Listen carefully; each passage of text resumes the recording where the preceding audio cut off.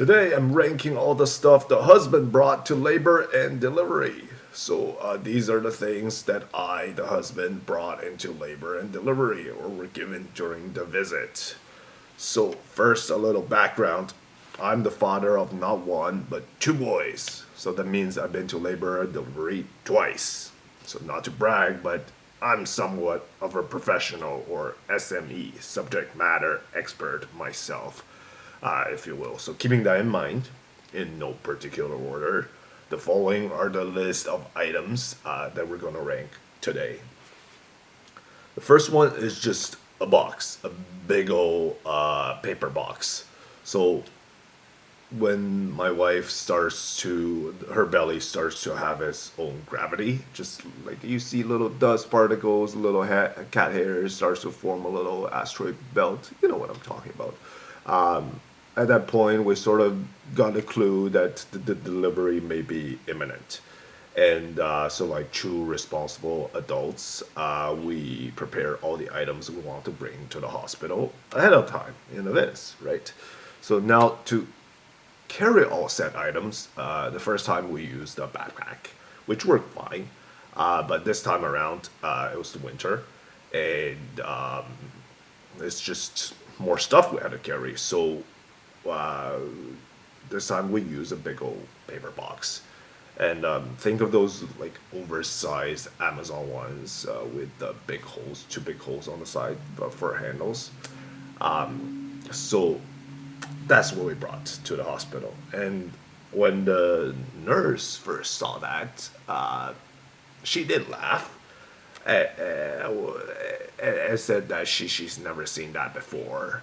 But on the other hand, she did also say that she thinks that's a great idea. So now, I did have an unfortunate opportunity recently to go to the hospital for an overnight stay. And this time around, I brought a carry on luggage. And let me tell you, game changer, right? It's got enough space. And most importantly, it's got wheels.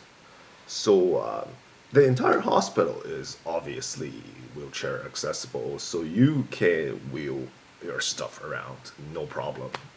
And yeah, highly recommended. So if I were to do it again, I'd for sure go with the carry-on luggage that is S tier. The box does its job if you don't mind looking weird and you have to carry it around with your own two arms, B tier, B tier. The next is water bottles. So, yes, the hospital does have water and plastic cups, but bring your own refillable water bottle is just a better move for the polar bears and the sea turtles and everything in between. Bring your own water bottle is A tier. Good to bring. Next is snacks and food. Okay, so get this. Technically, when the husband go to and wife go to labor and delivery, only the wife is the patient. The husband is just an accompanying visitor. That means she'll get 3 meals brought to her, plus snacks and drinks as needed, and you get absolutely nothing, which is fine. But you gotta feed yourself. So studies have shown that when the glucose level is low, all sorts of things go down, including your mood.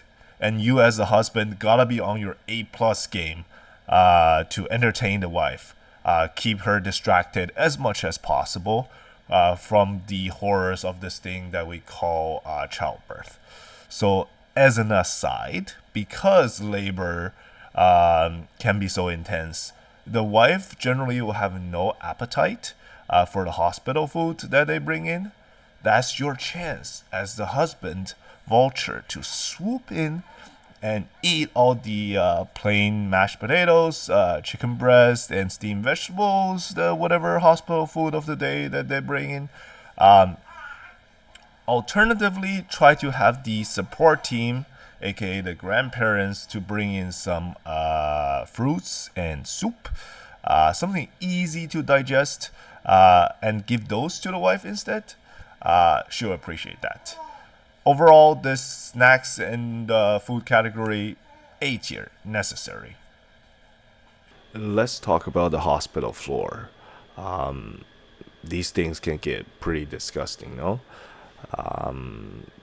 I mean, there's a time and a place to go with socks or bare feet, and this is not it. I mean, there could be body fluids on the floor. No, no, let me rephrase. There could be other people's body fluids on the floor, which is why. The next item is slippers. Now, technically, this is for the wife, but I brought it, okay? So, for my people out there, the Asians, I don't even think I need to mention this because slippers is an essential part of our everyday life. It's mostly used indoors in our homes. Some may have shower slippers, beach slippers, travel slippers, guest slippers, and in a pinch, the slipper can be a very effective educational tool as well. So, why not hospital slippers, right? See, when the wife goes to labor and delivery, chances are she has swollen feet. And when she gets in that hospital gown, she is not putting on her trainers or boots or whatever she came in the hospital with. So cue the slippers, hospital slippers, right? It's comfy, it's easy to put on and walk around with, hygienic, and can provide psychological benefits. Since it's an item from home, the familiarity of it can reduce stress to make the hospital feel less overwhelming. So I hope I have sold you on the slippers idea because it's S tier. It's a must bring. Now, I want to go off topic a little bit and share a little story. So this is my off topic hat. Back in 2012, I was in first year university. Had worked a little bit, saved some money, and also I went to the Bank of Mom and took out an interest-free, principal-free loan. So for the summer break, I went backpacking in Europe. I found my third stop on the island of Crete in Greece. And at a local hostel, I encountered some other travelers that were saying they want to check out this gorge the next day. I tag along. What's interesting is I overheard this Australian couple saying, "Oh, it's only 5K hike. We can wear our thongs." Now, I consider myself pretty open-minded, right? And I try not to judge. But a couple questions pop into my head. Number one, the sun in Greece is very strong. You gotta apply a lot of sunscreen. Number two, hiking outdoors, a lot of vegetation and potentially bugs. So, with no body coverage, things can get very tricky. And number three, forget about the girl, the Australian guy is pretty big and kind of hairy. Hiking in a gorge in a thong can't be that comfortable, right? Like, can it? And keep in mind, that was the image that I had in my mind. So, of course, the brain goes, oh, I gotta see this. The next morning, I show up at the meetup point nice and early. And you can imagine my disappointment when I saw the Australian couple show up in normal t-shirts and shorts, right? And not in thongs. So, yeah. By the way, that's the day I learned Australians call flip-flops thongs. So, thinking back, that was still very impressive. I mean, the hike wasn't insanely difficult, but it still featured like uneven terrain. There was ascent, descents, elevation change, rocky steps, and at one point of the hike, we were literally walking on fallen logs to cross over creeks. Most had hiking boots. I had running shoes. Those Australian couples did it in flip flops and the whole way through. So respect. And now we going back to today's topic, which is ranking stuff the husband brought to labor and delivery. Next is phone with wall charger. So for the phone part, I don't think I need to go into too much detail because for years and years, I'm sure all of us did that. We did the triple check, right? Before we leave the house, phone, wallet, keys, phone, wallet, keys. Uh, I do want to add that during active labor, I was on Reddit browsing and sharing interesting stories with my wife. We even went on the Would You Rather subreddit. And let me tell you, there's a lot more financial decisions on there than one would expect. But they did do the job and kept her mind occupied on something else, even for a brief second. So, pretty good. And now the wall charger portion. What good is a phone if it's dead, right? There's no USB ports in hospital rooms. Don't just bring a line, bring the wall charger. It will be a lifesaver. So, according to probability, the first one won't be quick, and apparently, deliveries in movies is all nonsense. So, I realized that during our first visit to labor and delivery, it was a whole day marathon. Even phones will get tired, so bring a wall charger too. This combo together, S tier, must bring. Next, we got pillows.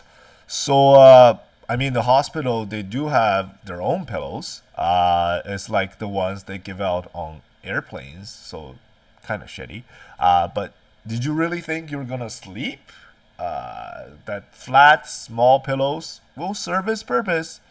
B tier. Blankets. Same idea with the pillows. The difference is while the hospital pillows can be passable, the hospital blankets have these open cell weave. In other words, there's like little holes in them. So it might be a good idea to bring your own blanket in the event that the wife gets cold and she cannot get cold. That's unacceptable. So I think a cozy, comfy blanket from home can be A tier. Next, we got books. So, did you really think you're gonna read? There's no opportunity, right? Leave those at home. So, real talk, gentlemen, the husband in the labor and delivery process, pretty useless, right? We like you're not doing much, but you cannot look too relaxed. You cannot be too calm or too free because that's how you get the wife to start swearing at you. Okay? So, yeah, books is B tier. Now, the following items can make you give the illusion that you are participating. So, focus up. Next up on the list, we got warm hands. Now, let me explain. When the wife is lying there in the final push phase of the boss battle, she's gonna want to grab your hand. You let her. That's the only correct choice, right? Trust. So now scientists measure bite force in the animal kingdom by this unit called the PSI, or pound force per square inch. Some of the strongest animals on our planets are the silverback gorilla with 1,300 psi, the hippopotamus with 1,800 psi, the Nile crocodile 5,000 psi. Believe it or not, the top spot belongs to your wife's grip force, clocking in at over 9,000 psi, making her the undisputed champion and the most fearsome animal. I have personally and scientifically measured this, right? So she's the best, bar none. And the worst part about that is you can't really prepare for it, actually. I mean, you could just like start to pile your sofa, your fridge, your oven on top of your hand and just try to train for it, but it's not the same, right? It's not the same. Now, the important part, when she grabs your hand, when she does, it better not be cold. Because ew, right? So if you have naturally warm hands, like myself, great. But if you have poor circulation, if you have weak genes, you know who you are. You better prep ahead of time. Go to the bathroom, turn the water to scorched earth, or AKA her normal shower temperature, and just warm up those hands. There's something very comforting about a warm hand in a time of need, and just get it done. This is A tier. Next, we got ice. So now the final push phase is just like a video game final boss battle, right? There are these vulnerability windows where the wife is catching her breath, charging up her next attack. That's your opportunity as a husband to deliver a critical hit, critical heal to her with ice magic. Hospitals have these ice chips that you can get. Just get a cup and a spoon, and when she's resting, ice drop, right? Just feed her a small chunk of ice. Trust me. Like, it'll be push, breathe, ice drop. Push, breathe, ice drop. Push. Out comes the baby. Hooray! I'm tired just thinking about this again, but she is okay. She probably is on drugs, and she'll release hormones to erase this part of the memory when she wants another baby, so it's okay. Overall, ice is S tier. It's surprisingly super effective. Umbilical cord scissors. So congratulations on making it to this part. Now the doctors have given you these weird looking scissors and asked you to cut the cord. Yes, you're the one ultimately separating your offspring from their mama. Rude. So back to the umbilical cord. How to describe it? So Q is a term that the Taiwanese use to describe the chewiness of the boba in bubble tea. So the umbilical cord is Q, is very Q, and slimy. Like I want to say is the level of slimy on par with a northern pike or a brook trout. So just think of it. And it's not like the scissors that they give you are dull or anything. It's just not very good. So nothing worse than having like all the doctors and the nurses just looking at you while you have performance anxiety and just, like you never worked a pair of scissors. And they're struggling to cut the umbilical cord in under 3 attempts, right? And the worst is that happened to both times. So yeah, I got personal beef with these weird scissors. I'm ranking them B tier. Finally, the room. So for the first 24 hours of life, they generally make you stay in the hospital and transfer everyone to the maternal newborn section. Uh, Now, if they have it available, if your insurance covers it, even if your insurance don't cover it, I would still request a private room. This was so worth. Just pretend you're staying at a fancy hotel and you get these room service or room this service from these nurses. and not the Halloween kind, unfortunately. The mean nurses kind, where they keep bothering you with these tests, checkups, and blood works every 2 hours, right? We're talking about poking the baby's feet and then squeezing them until the blood comes out and then taking 3 vials full.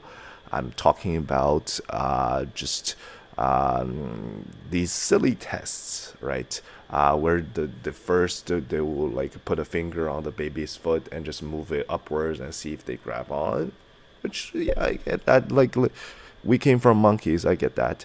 I'm talking about like they will lift the baby up and just start tickling them on their back, right, to see if they like to move it, move it. I'm talking about the baby is not even like an hour in this world and just chilling in their warm blanket. And then the evil nurse just lays them flat on a flat surface and then just suddenly slam their hand down. Bam! Right, right beside the baby and see if they get scared. And that's called the startle reflex, which they test at. I mean, there's so many, right? There's so many, and you're absolutely not sleeping through the night. And by you, I mean your wife and the baby. Like the husband probably passed out because what a tiring day and night it has been. Am I right? So, yeah, it is. Ultimately, like I want to know which evil doctors decide to sit together and decide like these are all the tests we're gonna test on the newborn babies, to welcome them into this world. What a crappy start, right? From the baby's POV. If they could talk, probably give like 0-star reviews for the unpleasant stay. Now, logically, I can understand that a lot of the tests may be necessary, but emotionally, I just don't like it. I just don't like it. So back to what we're actually rating, which is the room. Imagine all of the above happening all at once, plus feeding every 2 hours, boobs out, plus crying, mostly by the baby. Do you really want to multiply that by 2 or 4? Like, it's a lot. So the private room actually lets you suffer in an enclosed space where nobody can see or hear you. And that's priceless. So in the end, I want to say congratulations on your new baby. Now it really begins. GLHF, good luck, have fun. Till next time, bye.